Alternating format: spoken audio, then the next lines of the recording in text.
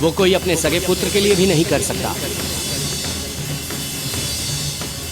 हे पिता, हे गुरुदेव, आपको कोटि कोटि प्रणाम।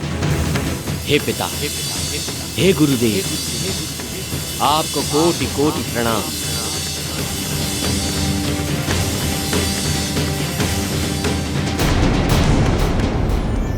अब मैं आपका शिष्य कच्छ आपके प्रति अपने कर्तव्य को निभाते हुए आपके द्वारा दी गई संजीवनी विद्या के द्वारा आपको पुनः जीवित करूंगा, आपको पुनः जीवित करूंगा।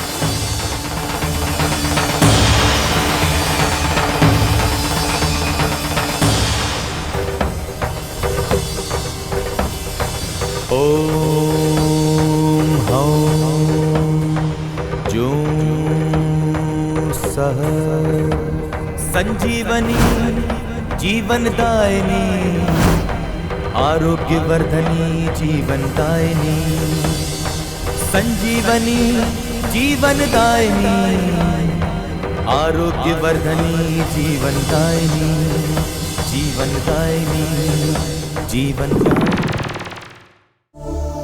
प्रभु, तब कच्छ ने संजीवनी विद्या का प्रयोग करके हमें पुनः जीवित कर दिया। वो जिस उद्देश्य को लेकर हमारे आश्रम में आया था, उसका वो उद्देश्य पूरा हो चुका था। असुरों ने संजीवनी विद्या को कच्छ को प्राप्त होने से रोकने के लिए इतना कुछ किया, और वही संजीवनी विद्या असुरों के कुकृत्य के कारण हमें कच्छ को देनी पड़ी। भाग्य के खेल बड़े ही विचित्र होते हैं ऋषिवर। उसके भाग्य में संजीवनी विद्या को पाना लिखा था, और आपको संजीवनी विद्या कच्छ को देनी ही पड़ी।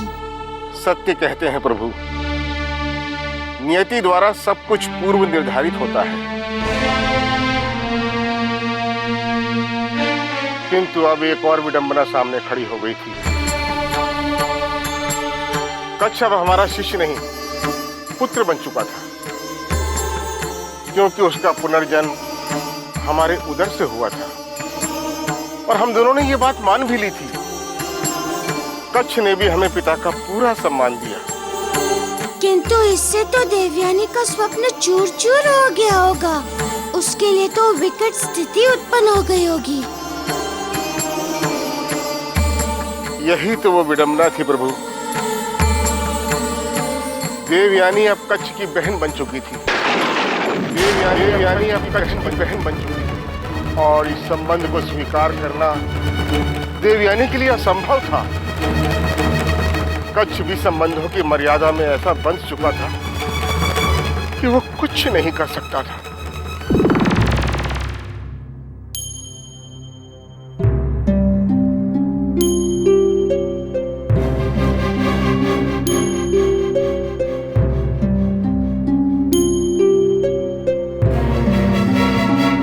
पुत्र कच्छ।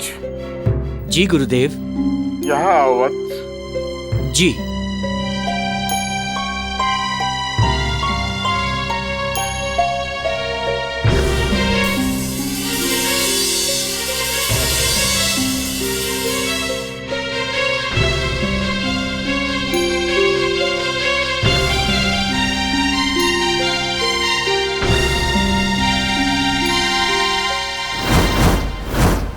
गुरुदेव,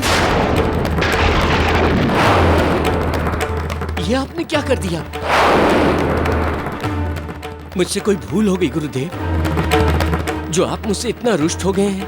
कच्छ, हमने निर्णय लिया है कि तुम्हें ये आश्रम छोड़कर जाना होगा। हमने निर्णय लिया है तुम्हें ये आश्रम छोड़कर जाना होगा। नहीं गुरुदेव, नहीं। अब आप मेरे गुरु ही नहीं, मेरे पिता भी हैं,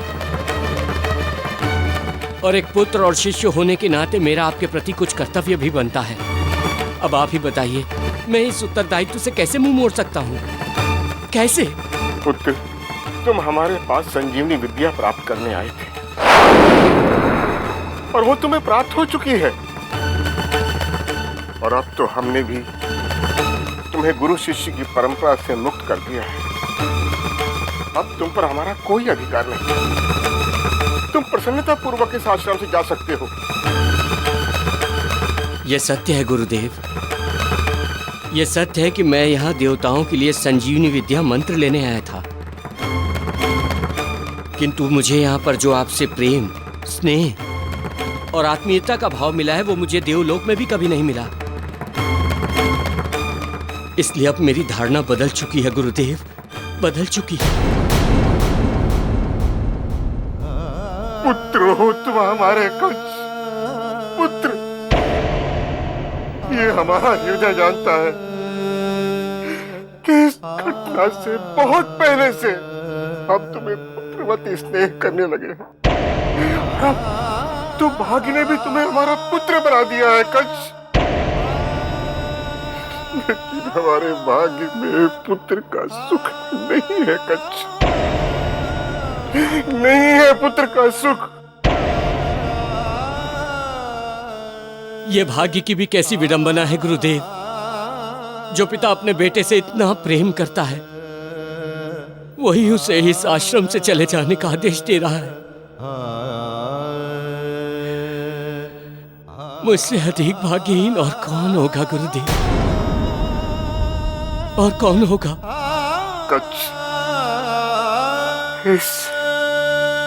इस आश्रम को कलंकित होने से बचाने का बस एक ही यही रास्ता है। आश्रम को कलंकित होने से बचाने का एक ही यही रास्ता है। जब मन की भावनाएं प्रचंड रूप लेने लगती हैं, तो रिश्तों की मर्यादाओं को खंडित होने में देर नहीं लगती वत्स, बिल्कुल देर नहीं लगती। पर अब तुम देवयानी के भाई हो, देवयानी के भाई इस आश्रम में रहे तो ये रिश्ता कलंकित हो सकता है कच्छ। इस आश्रम में रहे तो ये रिश्ता कलंक हो सकता है कच्छ। इसलिए तुम्हारे इस आश्रम से चले जाने में सबकी बात नहीं। आपकी गुरु दक्षिणा क्या है गुरुदेव? हमारी गुरु दक्षिणा यही है कि तुम अभी इस आश्रम से वापस चले जाओ। हमारी गुरु दक्षिणा यही है कि तुम अभी इस आश्रम से वापस चले जाओ और फिर कभी इस आश्रम में लौट कर मत आना। कभी नहीं।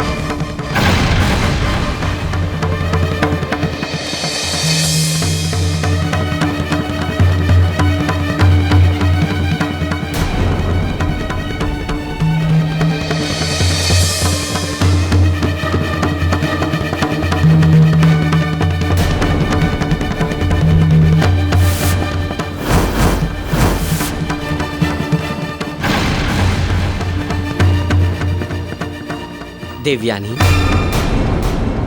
ये साज श्रृंगार, ये सुहाग का सामान, ये सब क्या है? ये साज श्रृंगार तुम्हारे लिए है देव। हमने निर्णय लिया है कि तुम्हें ये आश्रम छोड़कर जाना होगा। ये सुहाग का जोड़ा मैंने तुम्हारे नाम का पहना है। इस आश्रम को कलंकित होने से बचाने का बस यही रास्ता है। और ये चूड़ियां आज मैं तुम्हारे हाथों से पहनूंगी।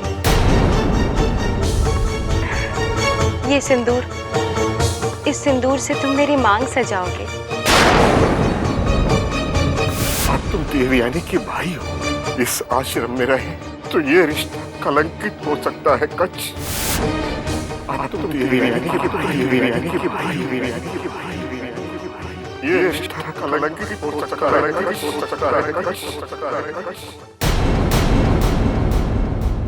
नहीं देवयानी,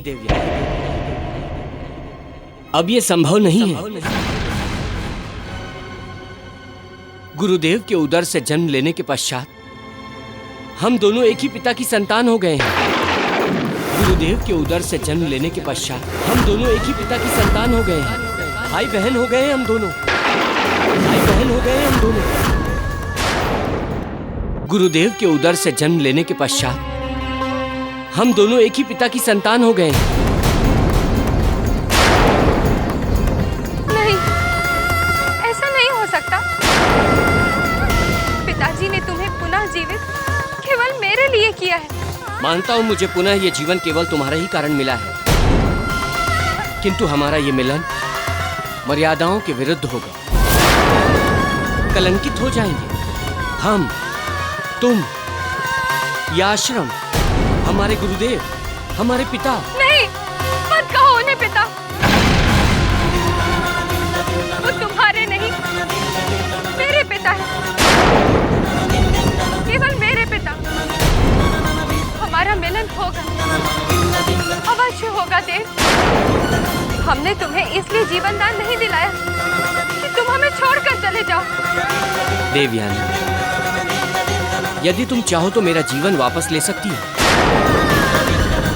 किंतु मेरे कारण मेरे गुरुदेव के माथे पे कलंक का टीका लग जाए, ये मैं कभी होने नहीं दूंगा, कभी नहीं। किंतु मेरे कारण मेरे गुरुदेव के माथे पे कलंक का टीका लग जाए, ये मैं कभी होने नहीं दूंगा। बड़े आदर्श की बात कर रहे हो कर? तब कहा था तुम्हारा ये आदर्श, जब मैंने तुम्हें अपने जीवन साथी के रूप में देखा, जब मैंने अपनी हर सांस पे तुम्हारा नाम लिख दिया था। तब परिस्थितियां दूसरी थी देवयानी। अब इस प्रेम का रूप बदल चुका है, अब इस प्रेम का रूप बदल चुका है। हमारा संबंध बदल चुका है, हमारा संबंध बदल चुका है। नहीं गज, नहीं, मुझे छोड़कर मत जाओ। मैं तुम्हारे बिना जी नहीं सकूंगी। मत जाओ गज। बस देवयानी, बस, बहुत हो चुका। एक बात तुम अच्छी तरह समझ लो, मैं इस आश्रम में केवल संजीवनी विद्या सीखने आया था। मैं इस आश्रम में केवल संजीवनी विद्या सीखने आया था, जो मैं प्राप्त कर चुका हूँ, जो मैं प्राप्त कर चुका हूँ। अब मेरा इस आश्रम में और रुकने का कोई अर्थ नहीं बनता। अब मेरा इस आश्रम में और रुकने का कोई अर्थ नहीं बनता, कोई अर्थ नहीं।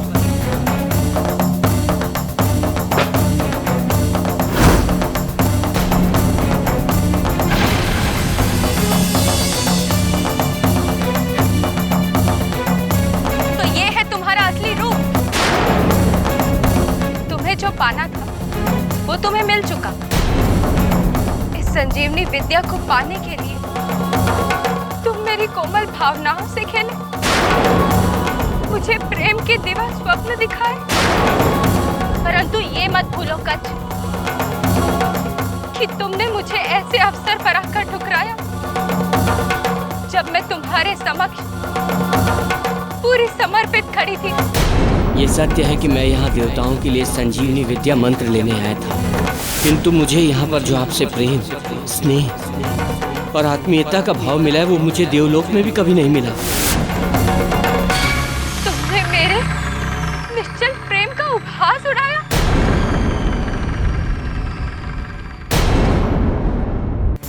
मैं तुम्हें श्राप देती हूँ कर, मैं तुम्हें श्राप देती हूँ कर कि ये संजीवनी विद्या तुम्हारे कभी काम नहीं आएगी, कि ये संजीवनी विद्या तुम्हारे कभी काम नहीं आएगी। तुम इस विद्या को सदा के लिए भूल जाओगे। तुम इस विद्या को सदा के लिए भूल जाओगे। तुम इस विद्या को सदा के लिए भूल जाओगे। इस संजीवनी विद्या के लिए तुमने मुझे विरह की अग्नि में झोंक दिया है, और अब ये मेरा श्राप है कि ये विरह की अग्नि तुम्हारा कभी पीछा नहीं छोड़ेगी। मेरा श्राप कि ये विरह की अग्नि तुम्हारा कभी पीछा नहीं छोड़ेगी। जहाँ जहाँ तुम जाओगे वो क्षेत्र नष्ट हो जाएगा। जहाँ जहाँ तुम जाओगे वो क्षेत्र नष्ट हो जाएगा। जहाँ तुम्हारे पैर पड़ेंगे वहाँ की धरती झुलस जाएगी। जहाँ तुम्हारे पैर पड़ेंगे वहाँ की धरती झुलस जाएगी। सब कुछ बंजर हो जाएगा। सब कुछ बंजर हो जाएगा। ये मेरा श्राप है। मेरा श्राप है कच्छ। ये मेरा श्राप है कच्छ। ये मेरा श्राप है कच्छ। प्रभु, उस एक क्षण में मेरा सिखाया हुआ और कच्छ का सीखा हुआ सब समाप्त हो गया। किंतु ऋषिवर, क्या देवयानी भी तपोबल से संपन्न थी जो वो किसी को श्राप दे सके? हाँ प्रभु, वो मेरी पुत्री थी। हमने उसे भी सिद्ध तपस्विनी बना दिया था, जिससे आवश्यकता पड़ने पर वो स्वयं की रक्षा कर सके। प्रभु, इसीलिए देवयानी के पास श्राप देने की शक्ति थी। एक पुत्र जो भाग्य से कच्छ के रूप में मिला, वो भी भावना के ज्वार में बह गया। देवयानी आठों पहर अपने आप को कुटिया में बंद रखती। कच्छ भी ऐसा गया कि वापस लौट कर नहीं आया। किंतु वो गया कहाँ? देव गुरु बृहस्पति जी के पास भी नहीं पहुँचा। उन्होंने मुझे स्वयं बताया था। प्रभु, कच्छ कहाँ गया ये तो मुझे भी ज्ञात नहीं है, क्योंकि देवयानी ने उसे ऐसा भयानक श्राप दिया था कि उसके पांव जहां भी पड़ेंगे वो भूमि बंजर हो जाएगी। ऐसी स्थिति में उसके पास एक ही विकल्प था कि वो अपने संबंधियों और परिचितों से दूर रहे, अन्यथा उस श्राप की काली छाया उनके जीवन में भी अंधकार भर देती। किंतु पृथ्वी पर वो कहाँ हो सकता है?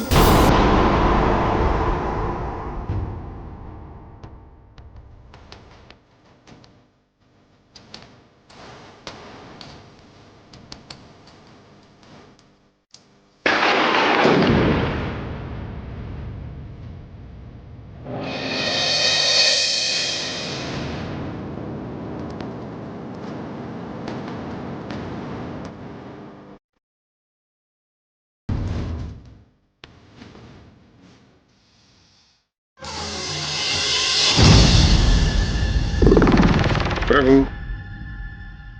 कच्छ की समस्त शक्तियां नष्ट हो चुकी थी, इसलिए वो देवलोक तो लौट नहीं सकता था, असुर लोक में रह नहीं सकता था। इसका एक ही अर्थ है, वो अवश्य ही कहीं ना कहीं पृथ्वी लोक में होगा। किंतु कच्छ पृथ्वी पर कहाँ हो सकता है?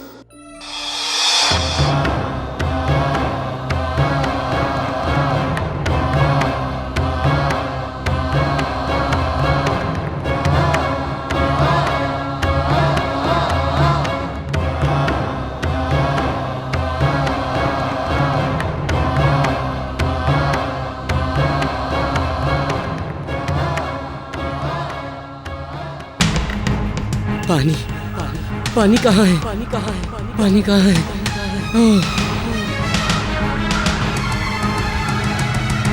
धरती पे शापित भटक रहा है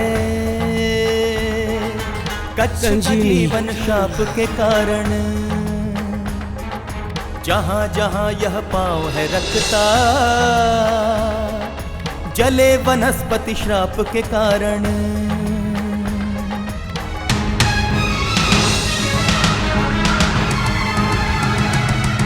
सारी वनस्पति जलती जाती, बंजर धरती बनती जाती, रेगिस्तान सी भूमि बन गए। जो कच्छ नाम से है कहलाती, जो कच्छ नाम से है कहलाती, जो कच्छ नाम से है कहलाती।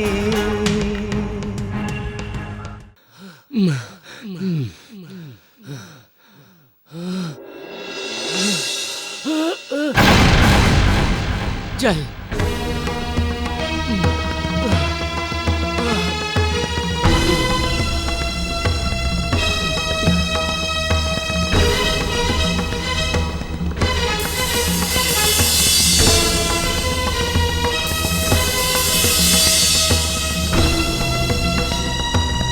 जल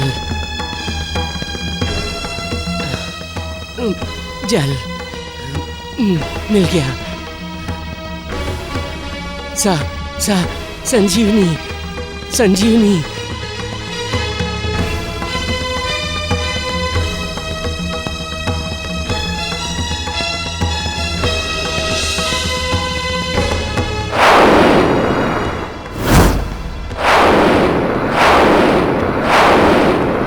क्या अनर्थ हो रहा है वहाँ?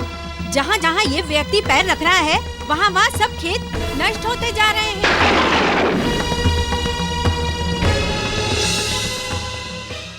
हे भगवान, कैसा विचित्र व्यक्ति है ये। इस तरह से तो ये सारे के सारे खेत खलियान नष्ट कर देगा। ये कोई मनुष्य नहीं है, ये तो असुर या दानव लगता है। ये हमारे खेतों को नष्ट नहीं करेगा, हम सबको भस्म कर देगा। हाँ, अपने प्राण बचाने हो तो भागो यहाँ से। हाँ, भागो यहाँ से। भागो। जल मिल गया। जल जल जल जल मिल गया। जल मिल गया।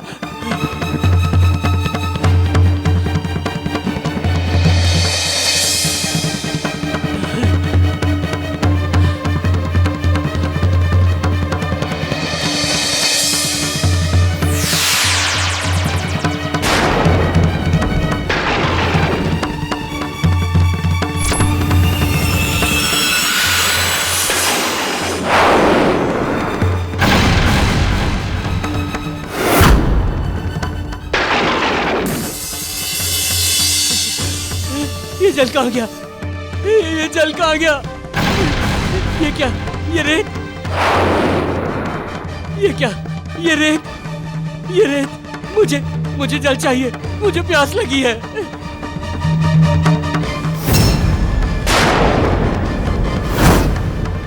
अरे अरे, ये जल कहाँ चला गया? रेत ही रेत। ये जल कहाँ चला गया? मुझे प्यास लगी है। मुझे जल चाहिए। जल चाहिए मुझे जल चाहिए। ये जल रेत कैसे हो गया? ये जल रेत कैसे हो गया? मैं तो जल के बिना मर जाऊंगा। देवयानी, देवयानी, ये तुमने क्या कर दिया? देवयानी, ये तुमने क्या कर दिया? अरे कोई मेरी सहायता करिए। मुझे जल चाहिए, जल। बिना जल के मैं मर जाऊंगा। मुझे जल दीजिए। मुझे जल चाहिए। मुझे जल दीजिए, नहीं तो मैं मर जाऊंगा।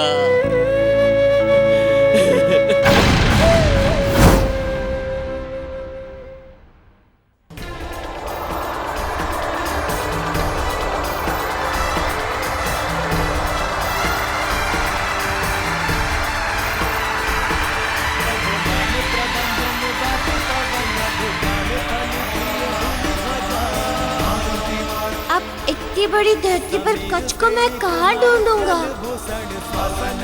न जाने कहाँ होंगे वो। शुक्राचार्य बता रहे थे कि उन्हें देवयानी ने श्राप दिया है कि जहाँ उनके पाँव पड़ेंगे वहाँ की धरती सूख जाएगी। इसका अर्थ है कि जहाँ धरती सूखी दिखाई देगी वहीं कच्छ मिल सकते हैं। हमें उसे शीघ्र अतिशीघ्र ढूंढना होगा।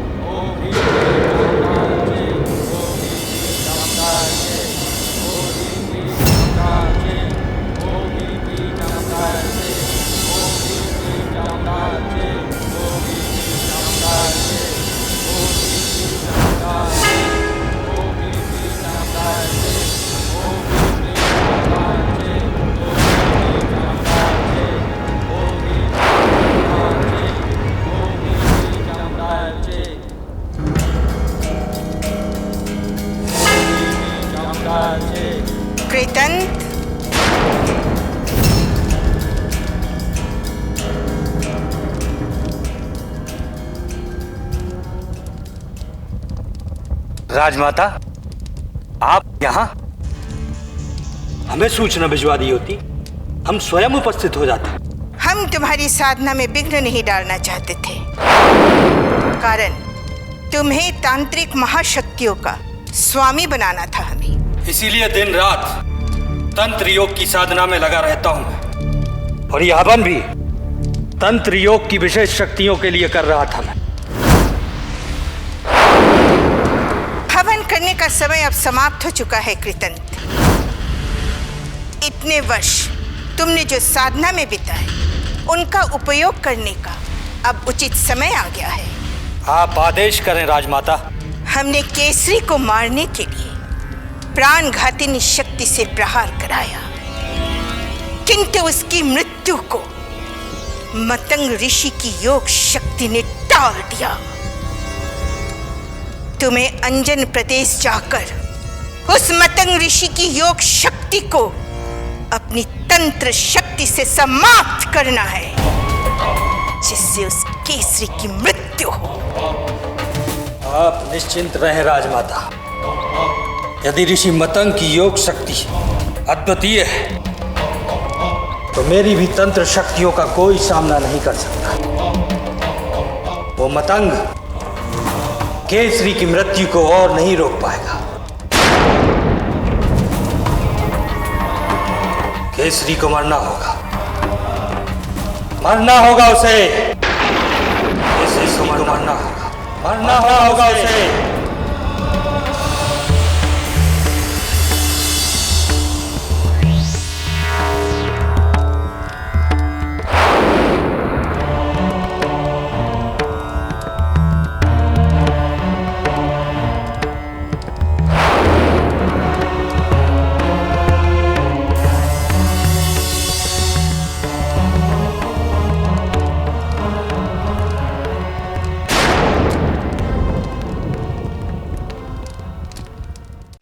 जल, प्यास, संजीवनी, जल, संजीवनी। देखने में तो असुर नहीं लगता है ये। असुर तो नहीं लगता, परंतु जिस तरह से ये धरती सूख रही है, तालाब का पानी सूख रहा है, मुझे तो भय लग रहा है। संजीवनी,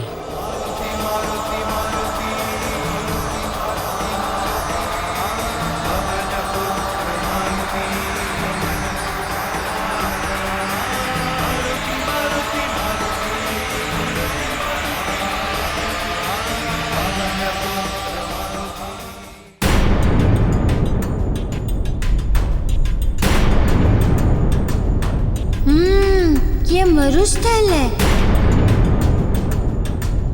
इसके आसपास की धरती तो हरी भरी है। कहीं ये मरुस्थल कच्छ के पांव से तो नहीं बना है?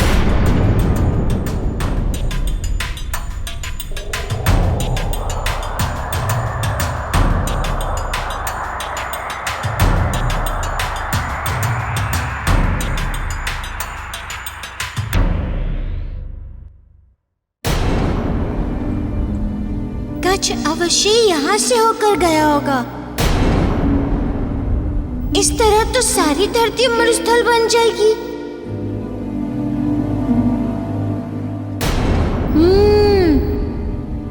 कच्छ मरुस्थल के छोर पर मिल सकता है।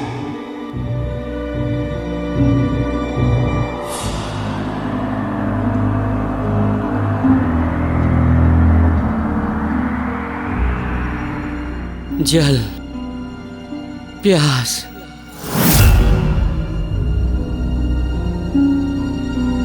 संजीवनी, संजीवनी, जल, जल, संजीवनी, संजीवनी, संजीवनी, संजीवनी।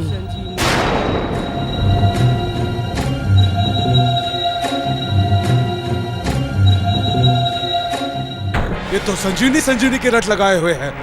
कौन है ये? ना जाने कौन है ये, किंतु लगता है इसे संजीवनी के बारे में कुछ तो पता है। संजीवनी, और संजीवनी की खोज तो असुरराज कालनेमी को भी है। क्यों ना हम इसे असुरराज कालनेमी के पास ले चले। इससे यदि संजीवनी के बारे में कुछ पता चला तो कालनेमी हमें पुरस्कार देंगे। प्यास,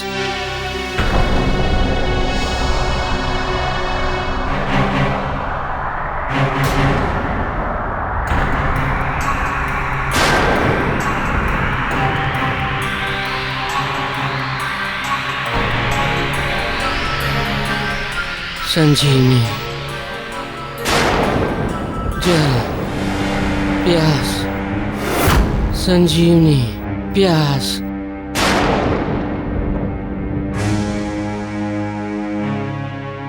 छोड़ दो मुझे। चलो, तुम्हें जल चाहिए ना? हाँ। चलो। हाँ? हमारे असुर राज के पास बहुत सारा जल है। जल, संजीवनी, प्यास लगी है। हाँ हाँ, चलो चलो। प्यास लगी है मुझे। चलो। छोड़ दो। संजीवनी, जल,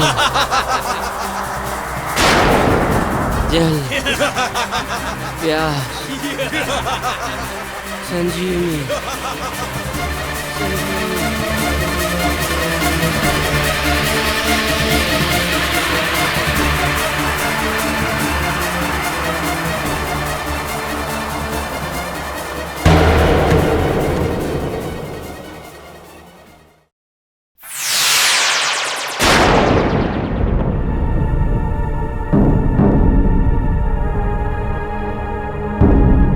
भिक्षाम देहि, भिक्षाम देहि, भिक्षाम देहि।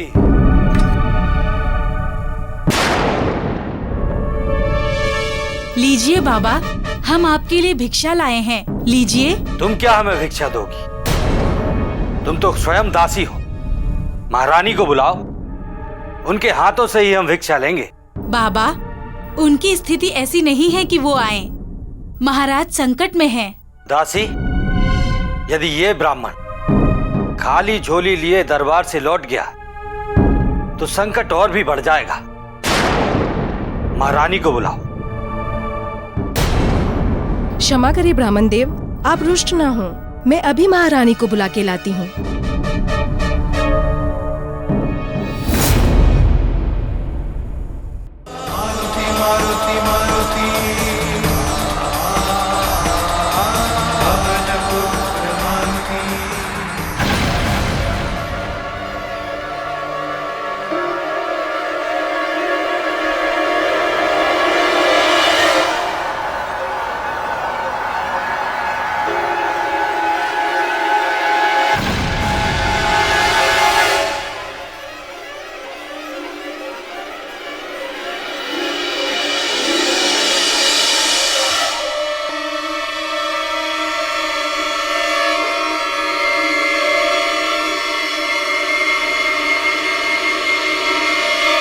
क्या हुआ? आप सब दुखी दिखाई दे रहे हैं। दुखी ना होंगे तो और क्या करेंगे? न जाने कौन था वो, दानव था या असुर था। सारे खेत नष्ट कर दिए उसने। हाँ, तालाब में पानी पीने गया था और तालाब ही सुखा दिया। और संजीवनी की रट लगाए हुए था। तालाब में पानी पीने गया था और तालाब ही सुखा दिया। और संजीवनी की रट लगाए हुए था। लगता है इन सब ने कच्छ को ही देखा है। अच्छा ये बताओ कि वो दानव अभी कहाँ है? अभी कुछ समय पहले 2 असुर आए और उसे दक्षिण दिशा की ओर ले गए। अभी कुछ समय पहले 2 असुर आए और उसे दक्षिण दिशा की ओर ले गए। दक्षिण दिशा की ओर? हाँ, वो असुरराज कालनेमी कह रहे थे। हाँ, वो असुरराज कालनेमी कह रहे थे।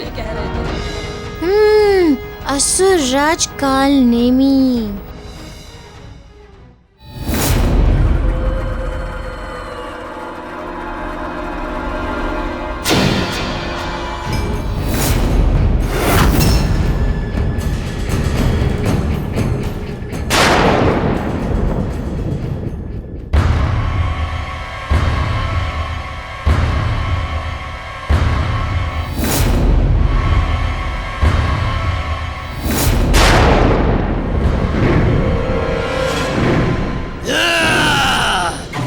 वर्षों हो गए मुझे शराब भोगते भोगते। जाने कब मुझे इस असुर रूप से मुक्ति मिलेगी।